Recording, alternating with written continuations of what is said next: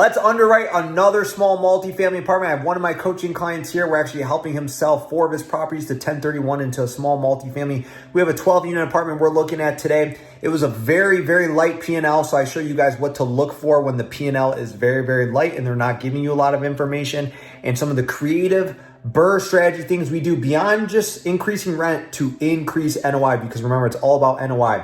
So if you enjoyed this content, let me know. Drop a comment below in the comment section. Make sure you hit the thumbs up. If you want to buy the deal analyzer, the spreadsheet that I've created over the last few years that has helped me buy 258 plus units of multifamily, I put the link for that in the description. As always, if you have questions about underwriting, put it in the comments. I share this video to help you get in the game, and let's underwrite this deal together. Remind me again, man, what made, you did really well. You bought a bunch of single family homes. What made you want to get from the single family to the multifamily?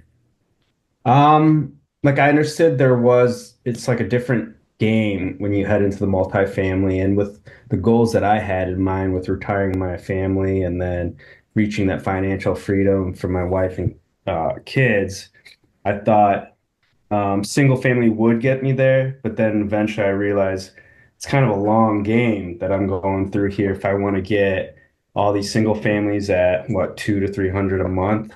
Why not go bigger at multifamily and scale that way? And that's when I talked to you and you opened my eyes to, the possibilities of the BRRRR method, the NOI that comes through with multifamily. So yeah, I think it's a huge opportunity and I'm excited for it. 100% agree, man. Yeah, we kind of all start off that way. Like, oh, I'm just gonna buy a bunch of single family homes and pay them off over 30 years and all this. And then you're like, oh my God, it's never gonna happen. And if one person moves out, then I'm 100% vacant, and like Yeah. getting my money out isn't as easy, you know what I mean, Mhm. on single family. So what we want to just be able to do here is like multifamily, dude, it feels more complicated. And can you see my screen here? Yeah, I can. So this right here is just a basic deal analyzer. This is what I've used to buy 258 units, over 40 million now because we sold some things off. This is like called a pro forma or a business plan, a business projection. When you buy a multifamily deal, it's a business. So you have to submit a business plan to the lender so they can see what you're gonna do with it. Like you get your money out by making the property more valuable. This is how you're showing it. Now, this is not super robust. Like there are crazy deal analyzers out there. Like I bought one of them. It was super expensive. It wasn't super expensive, like $100 or something like that. But it was so crazy, dude. Like I have a degree in chemistry and nutrition, not in fucking calculus or mathematics. So I like things stupidly simple and easy. Yeah. I've never had a lender object to this. Like I said, this has bought me a whole heck of a lot of real estate. There are things on here that will not be applicable for the deals you're looking at, for Mhm. the 10 to 20 unit deals.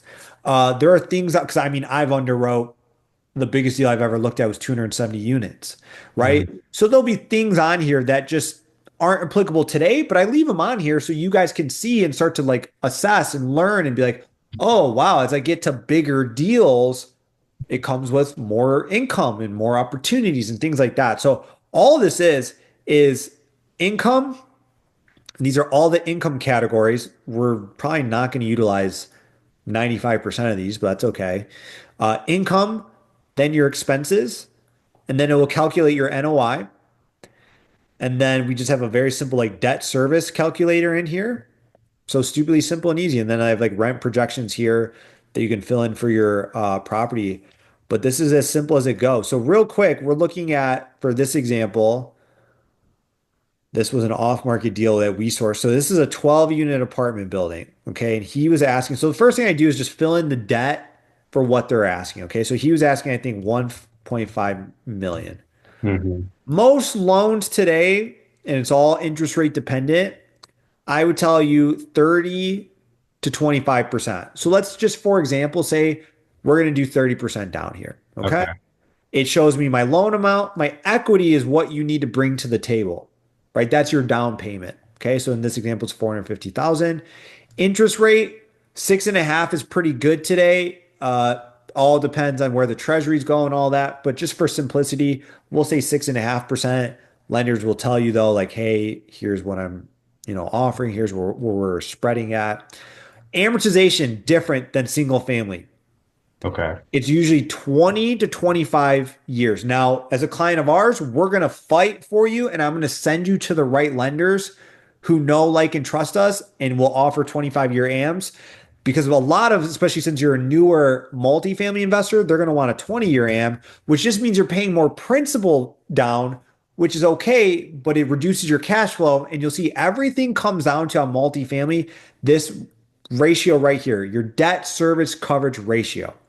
For every dollar in debt you have, you need to produce $1.20 in income. That's it. That's their Okay. only like general rule, right? Is that pretty firm when you go to a lender? They're looking for that Yeah. 1.2 debt service. Yeah, it's like biblical. Like it's in there. You know what I mean? Like that's what they're looking at. Now, I'm going to connect you with ones who are a little bit more aggressive and will say, "Hey, it doesn't really meet that today, Mhm. but we see the plan and we see Jerome and we see, okay, he's working with Stephan Group. Like, oh, okay, we trust the plan. So we'll do the deal because I've never bought a deal that meets this today Yeah, because it's all value add. But right. they see real quickly where it's going to be at and track record. Track record is so important in this business, dude. So like your first deal, we want it to be a home run. So then you do more and more and more, and these banks and lenders trust you, and it's a good thing. So yes, it's a hard and fast rule. We have to look for that. So 25. This is interest only. If you're going to do interest only, you're probably not going to get interest only on a small deal like this. So it Mhm. just comes up with your debt payment. Perfect. Perfect. Why is this saying? Oh, there we go. So, yep, there's your mortgage one in that line. Okay. Then, if you ever did like a supplemental loan, it can go there, but we're not going to worry about that today. And if you did interest, There, sorry, is there, so when you do interest only, if yeah, that's an option, is there like a shorter balloon period where you need to pay off a certain amount before the all whatever? depends on the lender Okay. and what they're going to offer. Typically on deals this size, you're not going to get interest only, but sometimes you will. But Yeah, just for this simple example, we're just going to keep it straight principal and interest, right? Now, got it. multifamily two, it does not include taxes and insurance. You pay those separately. So you'll Mhm. see those in the expense category here. So this is what's called a marketing package or an OM. The only thing you need to be able to evaluate a multifamily deal is two things. A T12, which is a trailing 12-month income and expense, right? Profit and loss statement. Mhm. Um, and then a rent roll. Now, if it's really nice and put together and like a broker has it, they'll do what we did here on this deal, which is put together a very, very light OM or like marketing package. Makes Mhm. sense? Yeah. So all we're going to do is take the income, add in the expenses, look at where the potential income can be, look at where the expenses will be once you take over. Because remember, there's different, it can be a slight difference of like how they're running it versus how you'll run it, right? And Right. like how things change. And then we evaluate the deal and we see if it makes sense at the number. That's really simple. So all I do, man, is, and again, this is a very overly simplistic OM, but this is what it's going to be.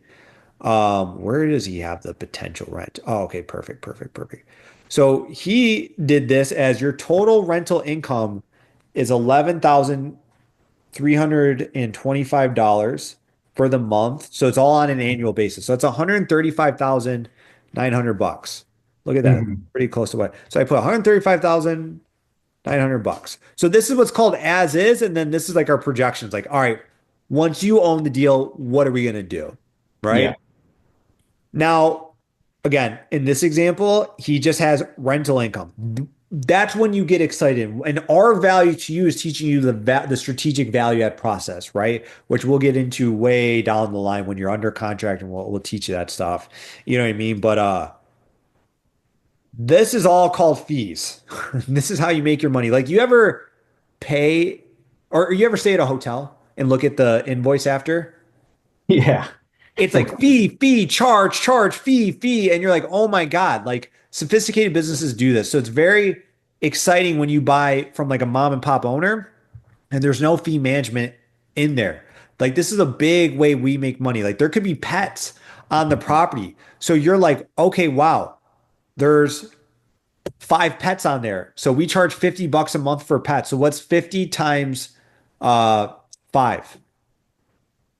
150. How much is it? 250. What's 250 multiplied by 12 months? Um, 3,000.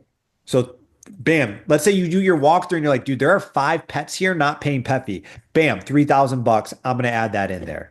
Uh, wow, there's no administrative fee.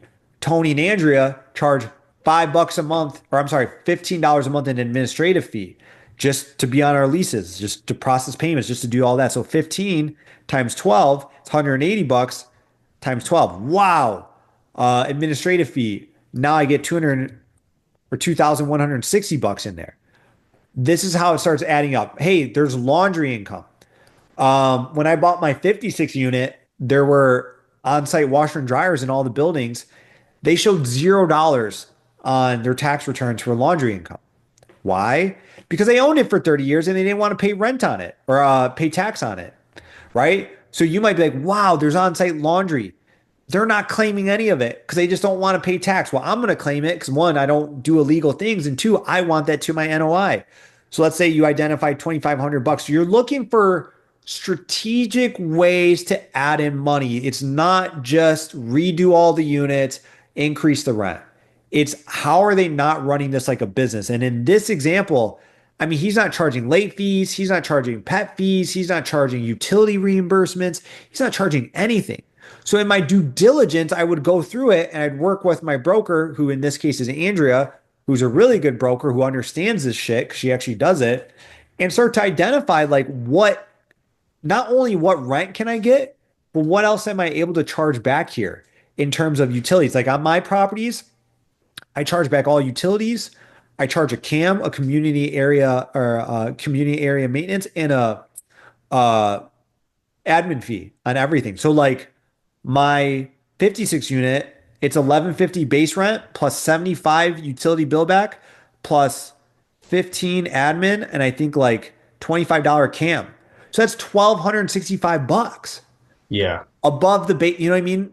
Above the base rent, which is market. That is market rates. But these Hmm. small mom and pop owners don't do that. But Hmm. every dollar, this is where the money is made. Every dollar is divided by the cap rate for your valuation increase. So let's just say this is a 7% cap rate here. A dollar is not worth a dollar. A dollar divided by 0.07, 7% expressed as a decimal. You're an engineer, right? No. No. Wait, I thought you were an engineer. What do you do? Remind me. I'm in a supply chain, corporate. But okay, so you crunch numbers all day long, Yeah, right? I crunch numbers anyways. There you Yeah. go. So you're way better at math than I am, right? So you get this. A dollar divided by 0.07 is worth $14 in valuation increase, dude. This is how I've done 100% cash out refinances since 2021. And I don't flip shit. I don't construction and do 20 grand a unit stuff. Those people Mhm. lose their shirt on most of their deals. Yeah. I look for undermanaged properties in great area and we run it like a real business and we provide excellent customer service and we provide excellent service. We take care of maintenance things immediately. And this is how we're able to do this. So for every dollar you can increase the income or lower the expenses, it's worth $14.28 for you. So that's where it's like, well, Tony, $10 admin fee. What's the point? The point is $10 is worth $140. Yeah. You get what I'm saying? In valuation increase. So Hmm. that's what you're strategically looking for. So Jerome, when you are looking at deals and when we're sending you deals, and if all they have in income is rent, oh my God, dude, you got to get so excited Yeah. because you're like, I know base level. Tony said we can charge back for utilities, which again, we'll have to like, you'll have to really assess the property, assess the area and all that. Admin fee, cam fee. I mean, dude, if they break a lease, they're like, I want to move out. Most landlords just go, okay, move out. Hmm. We charge fees for that because now we have to go fill it. Like, go do you lease or do you own your cars? I lease. Me too. Why the fuck would I want to buy a depreciating Yeah. asset? You know, my sports car I own, but all the other ones I lease. You know what I mean? So if I go to Mercedes, I'm like, hey, I don't want this Mercedes anymore. I want to break my lease. They go, no problem. You're going to pay off the entire lease in full today, and we'll take the car back from you. And you're going to pay this fee and this fee. You go cancel your cell phone bill. You're like, dude, I don't want Verizon anymore. I want AT&T. They're like, dude, no problem. We hate to lose you. So you're going to pay all of this up front and you're going to pay the phone up front that you finance through us, and we'll let you go. So like why would you let them break the lease in your apartment and walk scotch-free? But these are things that unsophisticated owners and mom and pops do because they don't want to run it like a business. Yeah. So a lot of the things, or some of them, and then what you just mentioned, those numbers, like the late fees and the lease break or whatever, these are not something that happens all the time. Right. So are you still adding those numbers into kind of your projection? No, those like unexpected occurrences things, no.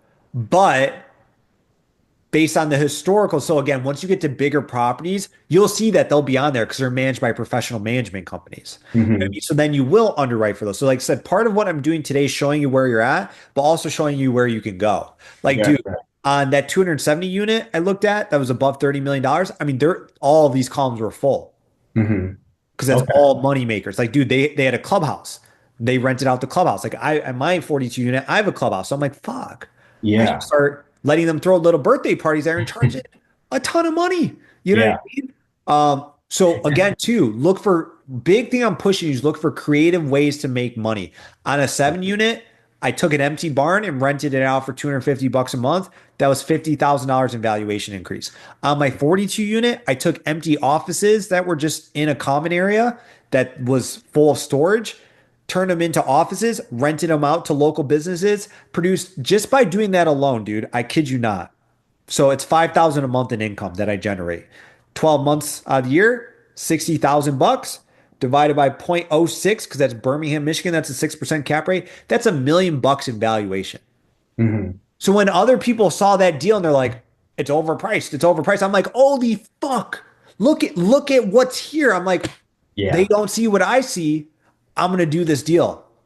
for sure. You know what I mean? So you're looking for creative ways to make money Yep. on these deals, and that is so much better than being like, I'm gonna rip up all the units, I'm gonna rip up everything. Like that's just harder to do. You know what I mean? That's Yeah. that's a way to make money too, but it's all the NOI. How do you want to get there? I like to get there like this. Yeah. First the So heavy will the downs. when you go to the bank to go through that whole refinance process, will they consider the uh like the non-expected fees too?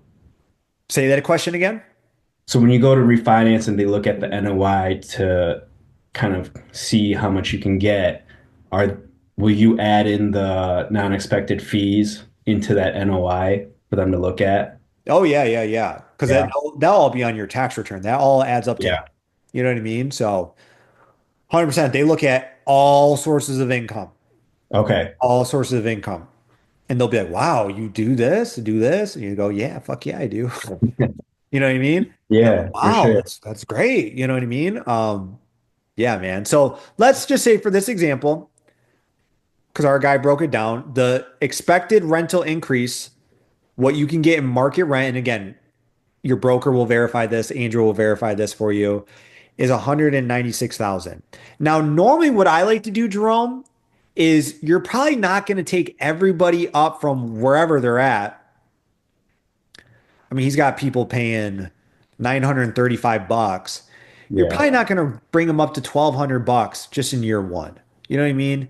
You could if they're on month to month, but what I generally like to do is say, all right, the as is 135,000. The potential is 196,000. So I like to just say, I'm going to say it's going to take me 2 years to get there. And Hmm. then I'm going to just do like what's half of this, right? So 135,900 plus 196,560 is 332,000 divided by 2 is 166,230.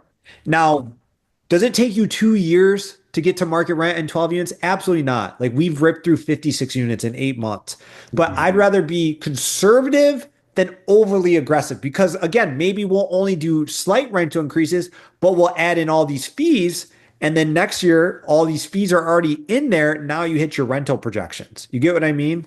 Yeah, for sure. So that's how I look at it. Again, it's going to be case by case basis. If all of these are on month to month rent, I'm going to make Jerome just bring it up. Because Yeah. then if they don't want to pay the market rent, they just move out and then you turn the unit and you're good to go. It's kind of like Hmm. ripping a band-aid. I would just rip it off on 12 units. Consider, and this is very, very important for you to understand, year one, consider break even at best. Hmm. You're not quitting your job off of year one income. You're buying a failing business that you need to pump new life into to make it successful. So, dude, you break even year one, you're good, man. You paid no money out of pocket, you're good. The property grew. Then that year two, we look to do that refinance, get your money out. Okay. Yep. So, any questions on the income? Like again, you would go through it. Maybe you're like, okay, wow, this year I had and this is like a fluid thing, you know what I mean? You're updating this. Hey, this year I had 1250 in late fees. Because Hmm. right, no late fees. Nobody pays on the first of the month in these types of deals. So you need to be schwacking them with fees, man. Like you Yeah. you pay your credit card late. Is there a fee? Yeah. Yeah, you pay your car late. Is there a fee? Yeah, they'll come rip the fucking thing out of your driveway. You know what I mean? Yeah. You got to do the same thing. Write this down. What you resist will persist. So if you resist running it like a business, they're going to walk all over you. Yep. And write this down. You only get in trouble when you don't follow your lease. So you work with us, we'll show you a lease template to follow that's like something we've, worked on and built throughout the years.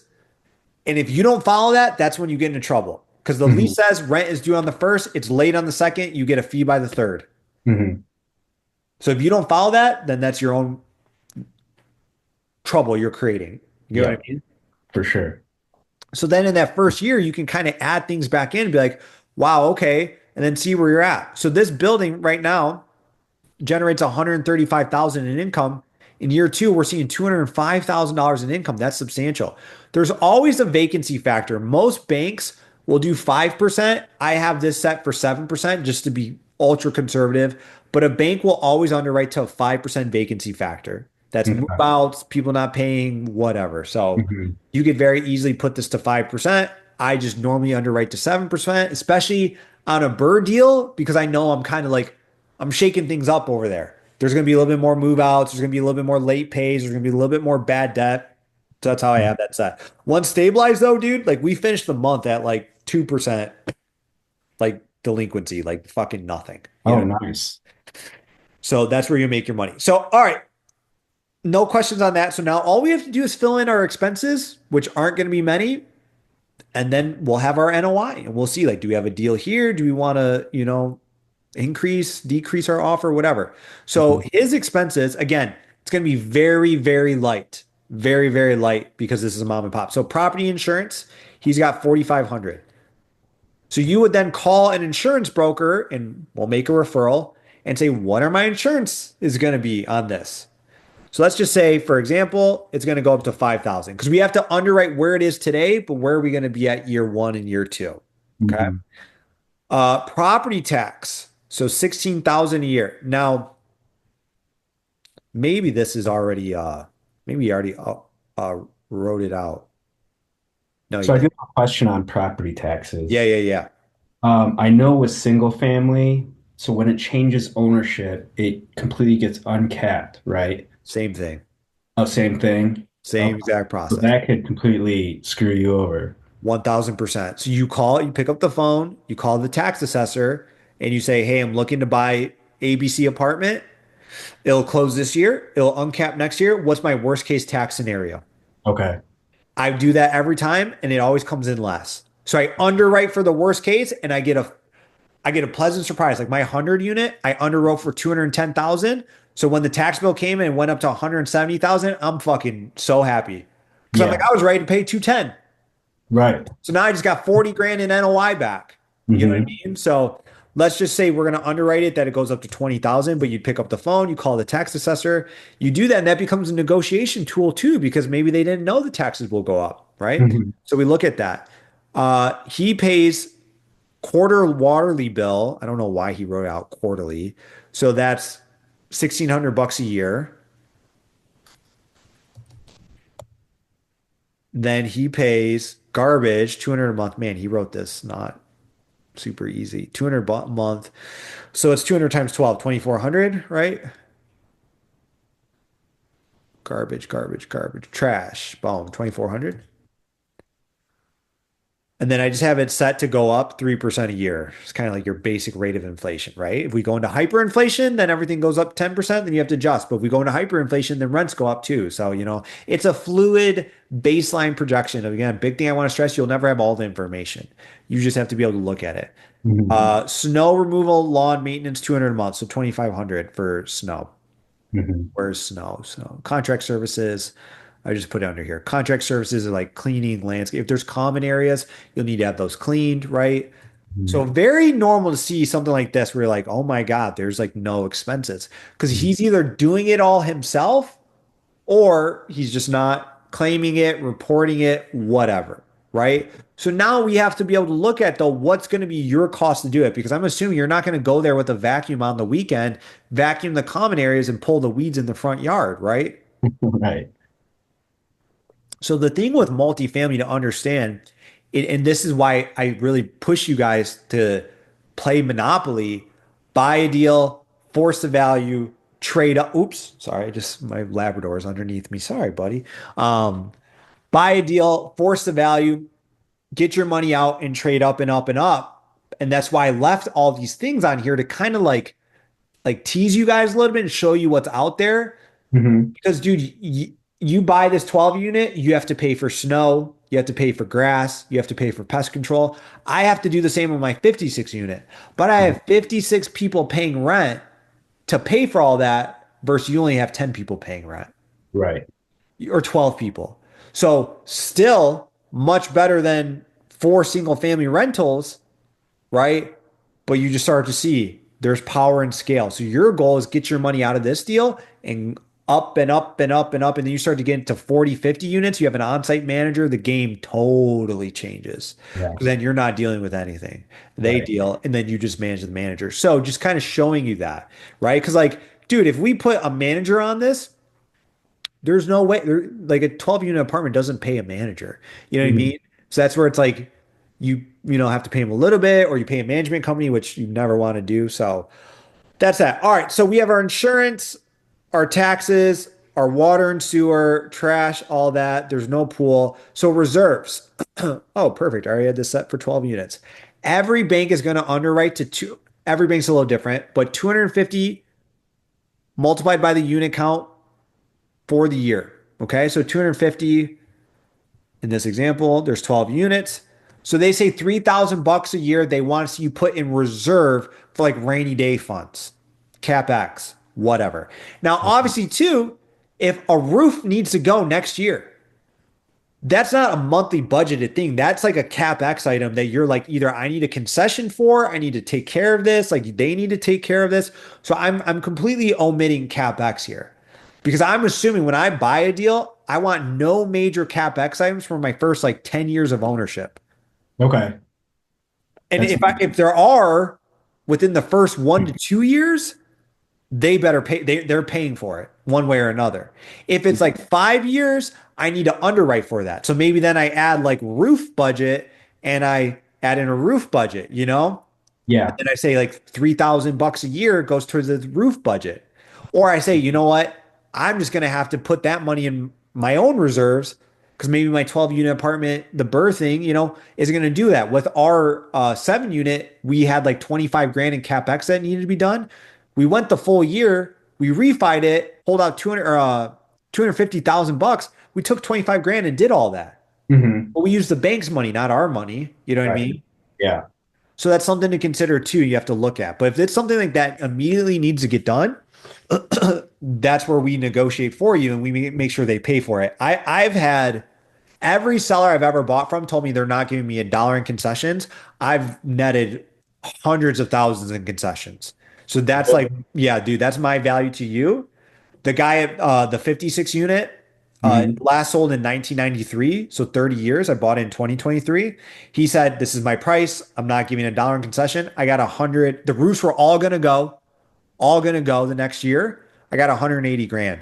Yeah. The 100 unit, he said, I'm not giving a dollar. I'm gonna walk away. I got over 300 grand. You know what I mean? So like, it's just you got to know how to do it and negotiate it because that's where we discover what's wrong. Major item, we can't pay for it. That's how that goes. So that's that. Because sometimes people are like, well, where's CapEx?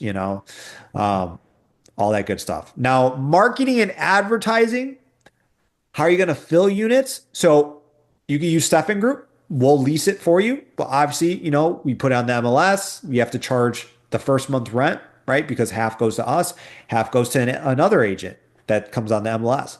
You could do apartments.com and fill it yourself, but you got to pay for apartments.com, Hmm. right? So I would say on a deal this size, about 250 bucks a month for marketing one way or another. Because too, if you're going to raise the rents and increase the value, people are going to move out. You know what I mean? So he's not paying any marketing because his stuff's super low and he hasn't had to fill a unit in forever. So we would underwrite for, hey, you're going to have some marketing expenses there, right? Either you're going to fill it yourself, but you got to get people in, or you're going to have, a brokerage do it, but there's commissions for that. So there's that. Yep. Management and payroll. Even though you're not going to pay for this, they're going to underwrite for it. Okay. So typically all they do is 5% of gross revenue. Okay. Or gross rental income. So equals, where are we at? Times 0.05. So this building on paper, they would say they would pay a management company 5%. And when I say they, it's the bank underwrite. The bank always underwrites it as if they have to take it back over from you, Yeah. right? That's how they look at it. So they're like, well, cool, Jerome, you don't pay a management company, but we'd have to pay a management company. So this is what it is. Turnover cost, right? So like, dude, he's probably not turning any units. I'm going to tell you units on average, depending, you're a contractor, how savvy you are, couple $100 to a couple $1,000 for turnover. So something on this, I would just average like I'm gonna assume half are gonna move out. I might have to turn half the units. So 1,500 times six could be $9,000 in turnover costs. Now this wouldn't be every year, but again, I kind of want to run my worst case scenario and then Yeah. look at things, right? Yep. Property tax we went over, legal and collections. So he has nothing on legal and collections. But new owner, people stop trying to pay. They start trying to see what they're getting away with. You start making changes. You might have to do a couple evictions. On average, an eviction costs a couple $100. So again, I might say I'm going to have to evict half the people. Probably not, right? That's like a horrible scenario, but better be safe than sorry. $500 times six, Hmm. $3,000. So now I add in some extra expenses that aren't just there. I'm not going to just look at his expenses. So very simply, there's the as is number. Doesn't really meet the debt service coverage ratio, even with his very light expenses, right? At 1.5 million, 30% down. I'm falling at a 1.17 debt service coverage ratio. But look at year two, year three, year four, and we're just kind of focusing on year 2 and 3 here. When I get the rent up, and then when I get to market rent in year two, dude, look at this, crushing it, right? Killing this here. Now, what do I have this set at? Oh, I have this set at 8% cap rate. So NOI divided by cap rate is your valuation, Hmm. right? So we're for this example using a 7% cap rate. So I'll just tweak these. So you would just come in here and tweak this.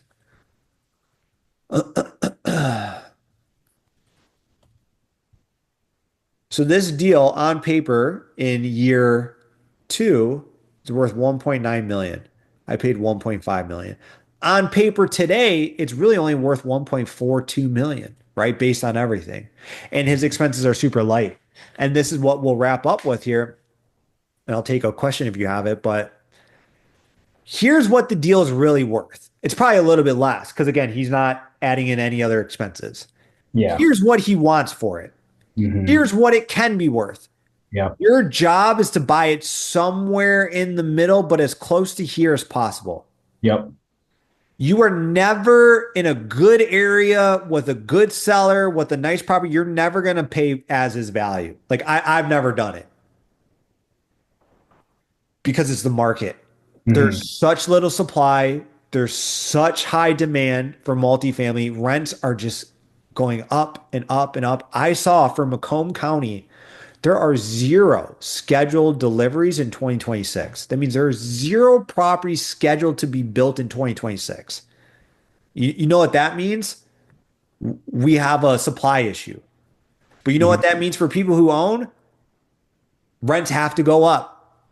and prices have to go up because there's just such little supply. You know what I mean? So your job is to evaluate it of where it is today, see what they're asking for, see what it can be worth, and then you're the only one who can decide what you'll stomach to pay because Hmm. then what it's worth to you. And we didn't even get into like the tax benefits of it and like cost segregation. That's a whole nother thing. But this is where most people get tripped up, Jerome. They're like, but it's only worth one. And this is in this example, this is not that crazy of a delta.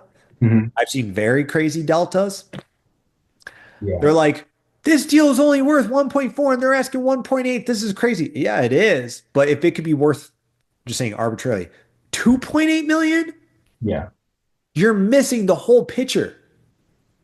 It's not about what it's worth today, it's where it could be tomorrow. Now, if they're asking 1.9 million and our upside was 1.9, you don't do that deal because there's no upside. They will do that. They will try to get you to pay for like all the upside, all the work you're gonna have to do. So this is why Mhm. you have to critically analyze it. You have to look for creative ways to make money. You have to look for things they're missing, and you have to trust the area, right? If it's in a good area, you can change anything about a property, but you can't change the location. So you got to look for a good area. You got to trust your underwriting. That's where working with a brokerage that again lives and breathes it. We're not going to tell you, hey, you could go get this and rent if we don't actually feel it, because if you don't do that and you're not successful, it doesn't help us one bit. We're not just trying to get you to do a deal, trying to get you to do a lot of deals. So we need this one to be a home run for you. You know what I mean? For sure. So when I look at this, and I see the first 2 years at a 3.2 and a 5.1 return, Yeah. um, is that a concern to you, or are you mostly looking at, hey, what can this deal be when it's fully stabilized? And that's an 11% return. No, dude, this would be potentially an infinite return.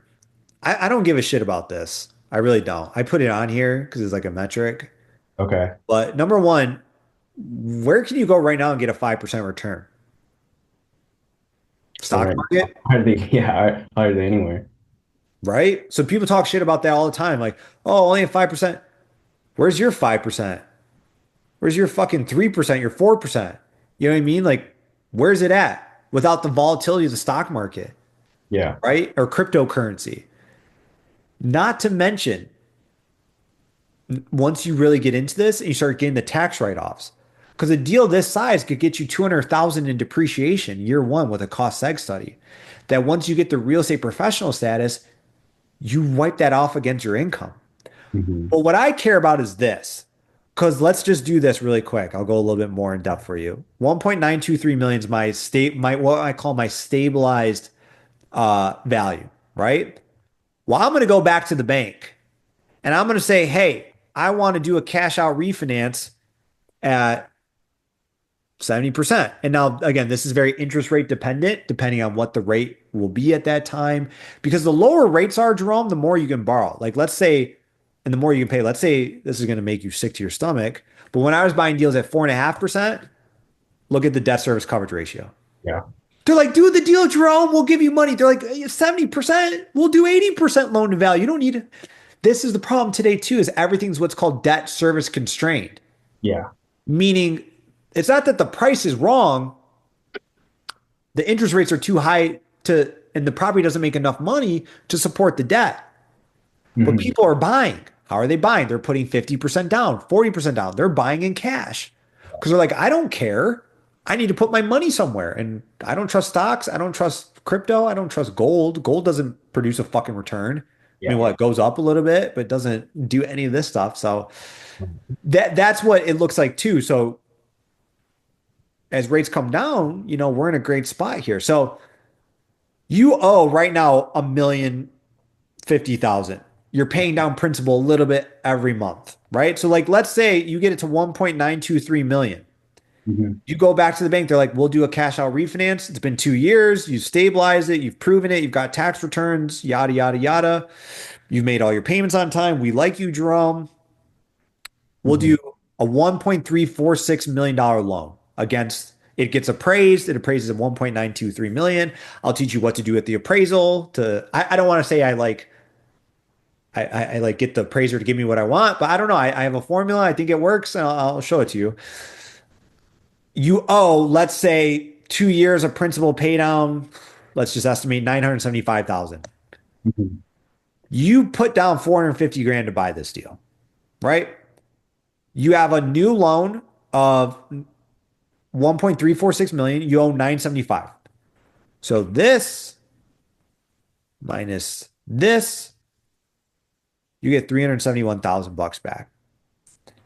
So you put 450 down. So this is just kind of how I quickly do it. So I put 450 down. I get 371,000 cash out. So I own this deal now for 78,000 in equity. Okay. What's your return then? You own a $1.923 million deal that you paid 78 grand for. Yeah. You get what I'm saying? Yeah. And if we really ramp it up, which, again, we went very light on this, man. Very light on this. We really ramp this up and get some other fees in, you're very close to getting all your money out. Yeah. Yeah. Because then, like I said, if rates come down, you can borrow a little bit more. I did 70% LTV, right? You get all your money out, then what's your cash on cash return? Mhm. Infinite. Yeah. Because I you get have what no you're, money in this deal. And then you take your 450 and you go buy another deal. Because you're working, you and your wife are working, you're saving money, you saved another 200 grand or 100 grand. Now you have 550, but you still have this deal over here throwing off some cash, going up in value, appreciating. That's what I look at. How quickly can I get all my money back? And this little drip here is just a little drip to keep me going in the meantime. Gotcha. Okay. And I assume that's kind of your a similar mindset when you look at cash flow, because when you refinance, your mortgage is going to go up, right? Because you're putting, Correct. Yeah, yeah. They won't but refinance you if it doesn't cash flow. yeah. So then are you sacrificing a little bit cash flow knowing that you're going to take all that money and put it into another 12 unit possibly? 1,000%. Because again, do you want, back to, I think I asked you this question. Do you want 8,000 bucks a month or $100,000 today? 100 now. Because you can go redeploy that 100 now, right? And cash flow is variable, bro. A water heater goes, there goes your cash flow. Right.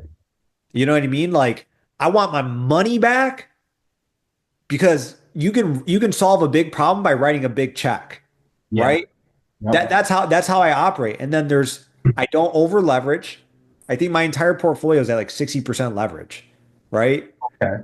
Nice. So I refinance, they make me keep a lot of equity in there to keep the cash flow going. And then, dude, I get a couple bucks cash flow a month. Fuck, cool, whatever. I just want, once I get my money out, it pays for everything. All the maintenance is taken care of. If we need a new thing, the new thing gets paid for, no problem. All the bills are paid. I have management that I pay for. I have like salaries I pay for team members.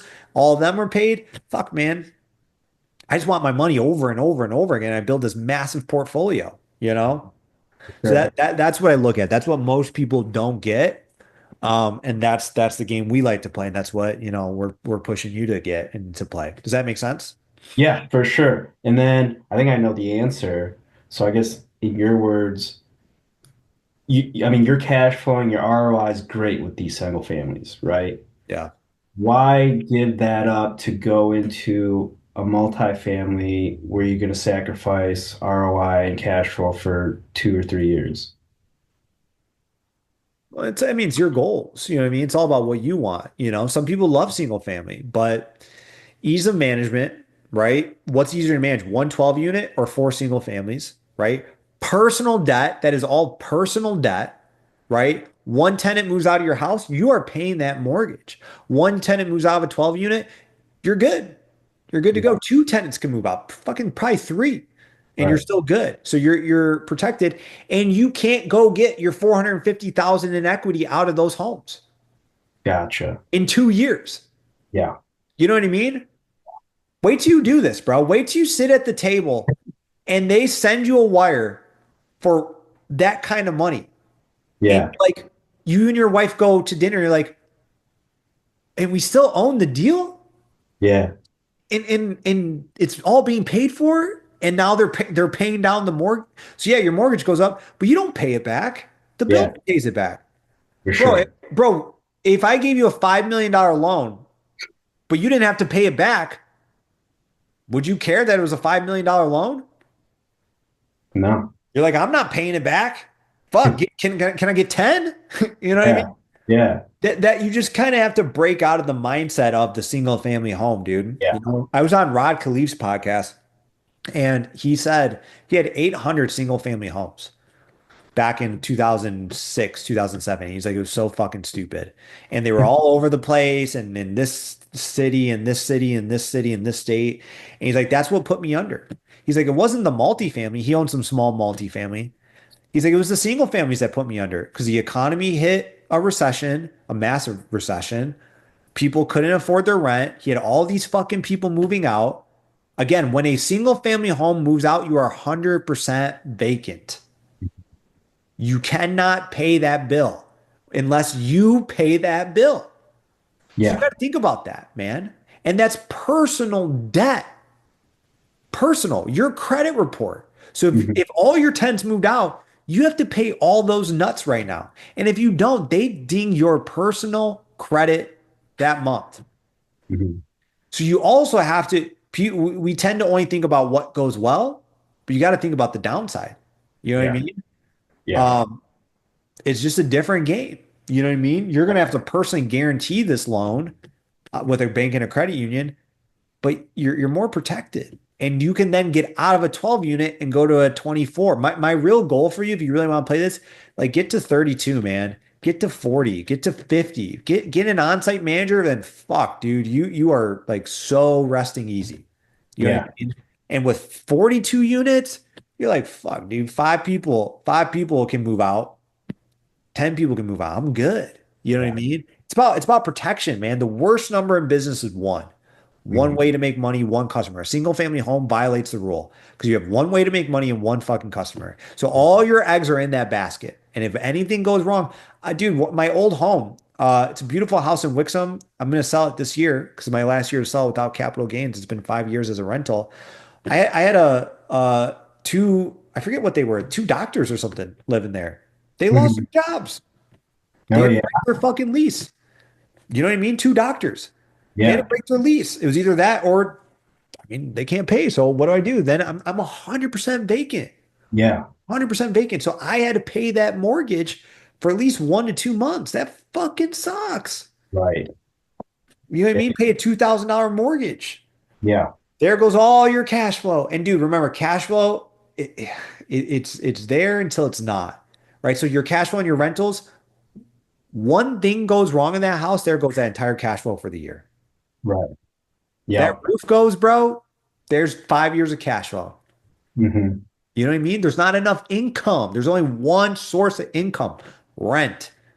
So get in this game, trade up. That's how you can then replace an income, get the wife to quit the job or whatever. I would tell you to keep the job, but then let her go down to halftime so you get the real estate professional status.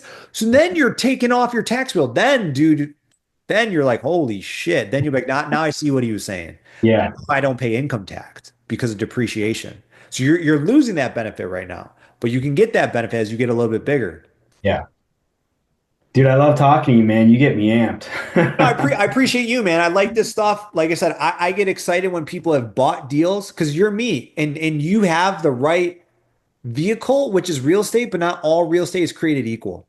Right. It took me a long time. Dude, I had 11 single family rentals from one to twos to fours. Yeah. It was a very good experience. But man, if I could have just skipped it and went straight to this stuff, God knows where I could have been. You know what I mean? So there's just levels. You need someone who's a little bit ahead of you who's just done it to be like, dude, I remember where you're at. I've seen what you see right now. I loved your Instagram post the other day. Shout out to you for making content. People don't know you, they can't follow you. But I've read all those books too. I Dude, I just want just to say, started. Gary Keller is the man, and it's such a good mindset, and he preaches. But dude, he was talking about the 1980s. It's 2025. Yeah. Money has been fucking devalued and deflated, and just like our buying power is so shitty. Like you need debt and you need hard assets. The 1980s were different, man. He's like offer 25% below market. I know, man. They're like, Gary, what do I Yeah, do some of these now? books, yeah. Like, what do I do now, Gary? And you'll be a net worth millionaire. Last thing I'll leave you with, I got to jump to my next call. A net worth millionaire. Okay. So you're worth a million. Let's just say you have a million liquid. Okay. Let's say you're a million liquid and you and your wife go, we did it, sweetie. Gary Keller said, we're a net worth millionaire. We're going to retire. Fuck it. We got a million cash. We're millionaires. Oh my God. Great. Cool. $1 million. Let's say you put that in a money market or an account and you earn, let's just say high end, bro, 6% a year. Oh, yeah. High end, like 6%, just protected, safe. That's 60 grand a year before tax. So the fucking government's going to come take their whatever, 30%. So you're going to be left with 70%. 42 grand a year, 12 months. Whoops. Divided by 12 months, 3,500 bucks a month, bro. That's a millionaire. Yeah. That's a millionaire. You know what I mean? That's a Right. retired millionaire. Bro, you're broke. You're broke, man. Sure, bro. Yeah. Yeah, you're sweating it. You're like, can we go out to eat tonight? I don't know. You want to just make fucking tacos again? You know what I mean? Like Yeah. that's what I'm like. I have nothing to sell you, dude, besides the truth. Keep your job, keep stacking your income. Bro, why do you think I do what I do? I do what I do because I love, but I keep the main thing, the main thing. I build my business, I build my brand, I put myself out there. My wife builds her business. We live on a fraction of what we make. We take our profit and we buy real estate and we let that real estate buy what we want. But Yeah. the more we keep this machine going, the more it feeds this machine, which then starts feeding additional things. And then you wake up in 10 years, 20 years, and you're like, I have an empire. Right. I have indestructible wealth. I have generational wealth. It's Yeah. not five houses, bro. It's 500 units and Yeah. a great income and a great income. Cause like, dude, if you guys keep making great money and you cover all your living expenses with that money, everything you make here gets reinvested for compounding growth. Right. You're not like, oh, fuck, sweetie, we got the 450. Well, let's go blow it. Let's go do this. You're like, let's reinvest it. That's how you compound wealth. You know what I mean? So it's just a different game, man. You know, it's a different game. So, but Dude, I love it, man. I love yeah, talking to you. yeah, I mean, it's kind of nice talking because you've been there too. That's yeah, what the biggest thing for me is that you were kind of in the same position and 100%, man. you're making it work, dude. 100%. So I'll send you this stuff. I know we got the deals ready to go with Andrea, man. So that's step one. Hopefully you're excited here. And then let's just start looking for deals. Like I said, we're on the hunt right now. We're looking for you. And when we find the first one, dude, it's off to the races. So last piece of advice, just do your due diligence, cross your T's, dot your I's, drive the deal, drive it at night, drive it in the morning, drive it on the weekend, get a gut feel for it. You know what I mean? And don't be afraid to pull the trigger. You know what I mean? Just level up, you know? So, was this helpful? To go Oh, through? hell yeah, man. Love it. Love it. Oh, You man. excited? I'm pumped, dude. Like I Oh yeah. said, I'm excited. Like everything you're saying, man. I'm Love it. ready for it. Love I'm it. excited for it. Love And it, yeah, man.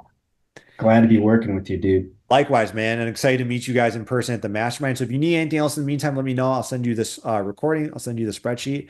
And yeah, man, we'll go from there. All right, All brother. right, man. All right, man. Enjoy your day. We'll talk soon. Yeah. Thanks, Tony. All See right. ya. All right, bye-bye.